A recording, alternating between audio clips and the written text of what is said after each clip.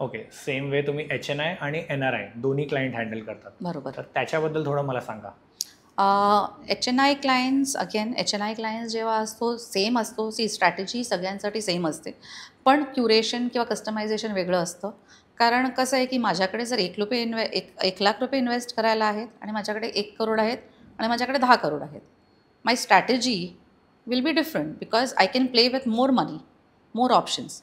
So HNI clients need to be handled in a different way, कारण त्यांचे options वेगळे असतात. त्यांना जे आम्ही ऑफर करतो ते इन्व्हेस्टमेंट अव्हेन्यूज वेगळे असतात.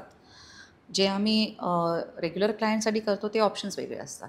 So strategies remain similar but everything is curated and customized. तिसरा जो आहे तो NRI सेगमेंट झाला. NRIज म्हणजे काय आहेत? NRIज म्हणजे people who are of Indian origin and now abroad. So they could be still Indian residents or they could be foreign residents. कारण हल्ली कसं झालेलं आहे, NRI portfolio management is also a big thing. कारण India is a very very lucrative investment option for NRIs or PIOs, foreign residents. कारण खूपच lucrative आहे. कारण रिझन काय आहे? कारण India again is a growing economy. Though we are in Bombay we think की everything is, आपण एक डेव्हलप्ड आहोत, पण India as a whole economy is still a growing economy. वेस्टमध्ये तुझं बघितलंस किंवा UAEमध्ये बघितलं, दे आर डेव्हलप्ड इकॉनॉमीज.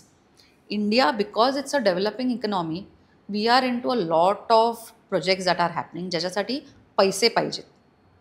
आपल्याला पैसे पाहिजेत, तर त्यामुळे काय, आपण जे रिटर्न्स देतो दे आर हायर.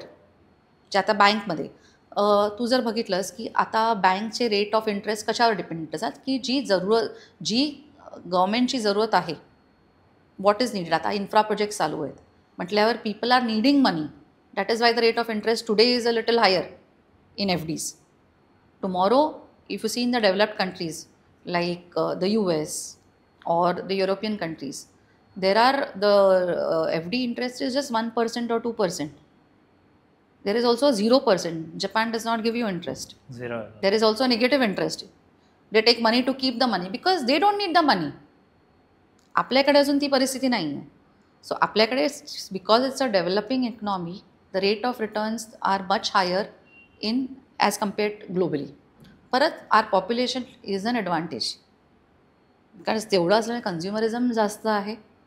त्यामुळे आपलं जे सेन्सेक्स आहे, आपलं जे मार्केट आहे, it is always it's soaring. So it becomes a very lucrative opportunity. There are lot of reality projects going on. Reality आहे, गोल्ड आहे, स्टॉक्स आहेत, म्युच्युअल फंड्स आहेत. इंडियामध्ये खूप ल्युक्रेटिव्ह आहे. So NRIs want to invest here. That is one reason, because it is very lucrative. Second, tax efficiency आहे for them. It's better in terms of tax than their own countries. Then तिसरा आहे emotional connect आहे. See end of the day Indians कुठेही गेले तरी इंडियन्सच आहेत. त्यांना नेहमीच इकडे कुठेतरी इन्व्हेस्टमेंट करायचीच असते. प्रॉपर्टीमध्ये करा, parents are there, family is there. Many people want to come back. बाहेर गेलेले आहेत कारण कमवण्यासाठी गेले आहेत, पण पुढे त्यांना रिटायरमेंट लाईफ त्यांना इकडेच करायची असते.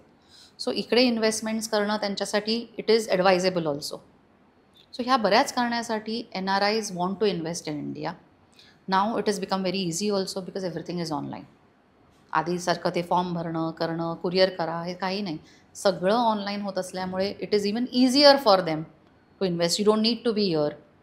आपण ऑनलाईन कन्सल्टेशन्स करतो, ऑनलाईन सगळं पेपरवर्क करून घेतो. Investments happen here. So we do a lot of NRI portfolio management for our clients. Okay, तुम्ही हा व्हिडिओ इथपर्यंत बघितलात म्हणजे हा नक्की व्हिडिओ तुम्हाला आवडला आहे. ह्याचा पूर्ण पॉडकास्ट आपल्या मेन यूट्यूब चॅनलवर आहे, ज्याचं नाव आहे वन टेक विथ अनिकेत. हे चॅनल तुम्ही नक्की फॉलो करा. आणि इंस्टाग्रामवर आम्ही बऱ्याच रील्स ह्या व्हिडिओच्या अपलोड केलेल्या आहेत, त्या पण तुम्ही सगळ्या बघा. आणि वन टेक विथ अनिकेत हे इंस्टाग्राम चॅनल पण फॉलो करा.